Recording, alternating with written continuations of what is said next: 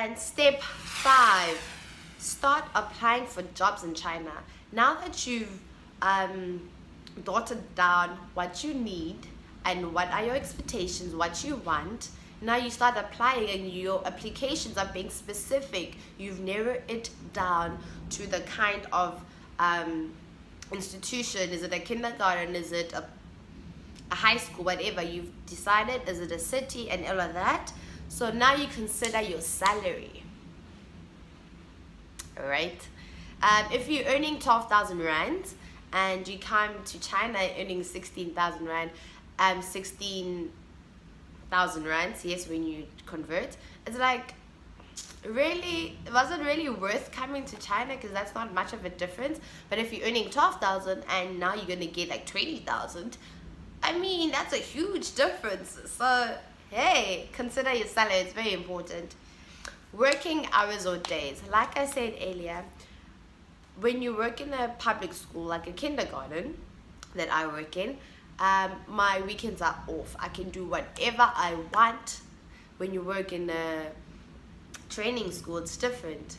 You don't have a weekend off. You only have 2 days off during the week, so you need to consider all of that. And number 3 is my apartment free? I pay 50% or is it fully paid?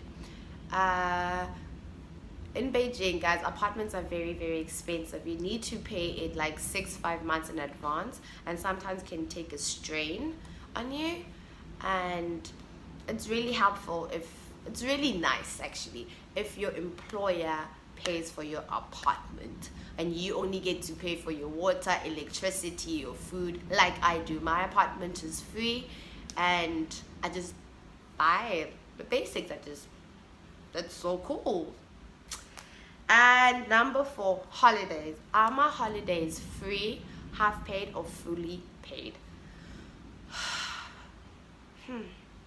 People complain a lot in these groups, the WeChat groups that I'm in, and they're like, yo, I didn't get paid this month and I don't know what's going on, and people say, go check your contract. If your contract said you are not getting paid and you signed it, you have nothing like to say. There's nothing to do there. It is what it is, right? So consider that, guys. Chinese New Year is very long. It's like a month or 2. So some people don't get paid within the New Year, the Chinese New Year. So some people get half paid, some get fully paid. So you don't want to come to China and then you get paid like, let's say 12 months and you only get paid like 10 times or like 9 times. That's not cool. You need to get paid every month, and consider that. Look at the fine print. Number 5, your distance from work and your place. Don't be now getting in the train, the subway for 30 minutes and taking a bus after that because your work is so far, and you get to work very tired and you're not productive in class. No, make sure please that your school is close by. Even ask the employer, like once you in communication with them, just ask them like, hey, how far is the school from my apartment? Because they are the ones who find your apartment. They find it for you, so they need to consider the distance between. I specifically drive the bicycle to work. It's so exciting, and I exercise in the process. So it takes me 20 minutes from my place to school, and that is awesome. Yay. Step 6, introduction video. Introduction video that takes a minute, talking about yourself, your qualifications, and like what's so special about you. Make a video, because most of the time most schools require an introduction video. That's where they see your pronunciation, your like just overall how you look. Are you presentable? Are you this? Are you that? So make that 1-minute video looking formal, and yeah, looking all pretty and stuff. Step 7, you're gonna get your interview. Now that you've sent your CVs, there's interested employers, and they're like, yo, let's have an interview. And then you have an interview via Skype or whatever that you guys decide on, and make sure that you nail it and you smile a lot. Step 8, download WeChat. Guys, please download WeChat. It's so important. In China, there's no WhatsApp, there's only WeChat, and it's like bread and butter, like toe and nail. Download your WeChat. Get in as many group chats as you can. Specifically, get in group chats that, if you're from South Africa, there's so many group chats, SA China people. For example, they have Safas helping, SA China, SA experts in Beijing, and there's me. You can also add my WeChat. I'll just put it down below. So before you leave your country, make sure that you're in group chats and ask the people, like, hey, how's this school? I applied for this school, I haven't signed my contract yet. Is it fake? Is it not? Is it real? Like, you know what I mean? Yeah, you know what I mean.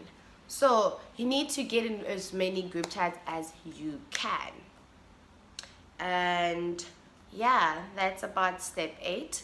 Oh, and then about step 8, it really helped me with my friend. My first friend that I made before coming to China was a girl from SA, and her name is Mika. And I asked her, like, yo, Mika, what's happening in China? Like, I'm coming to Beijing, this is what, and this is what. And she was really, really helpful. These people here are really, really helpful. Because you guys are from the same country, right? So they just try to do as much as they can to make you feel welcome and feel comfortable. Step 8. Now that you've gathered all your information, sign the contract. Girl, sign your contract. And step 9, apply for a visa. Gosh, guys. Apply for a visa. I can't stress this enough. Applying for a visa is just like starting to notarize your documents, like this too. Anyway, you're in South Africa. When you apply for your visa, in Sandton Towers, floor number 14. That's where I did mine, Sandton Towers. And just please pray before you submit your application. And yeah, I hope you all the best. And step number 10, and the last step, is book a plane ticket, sis. Book a plane ticket and come to China and say, yo, Coco, I'm here. What's up? If you are in Beijing, by the way. So yeah, guys, I really hope you enjoyed this video, and thank you so much. Please like, subscribe so much.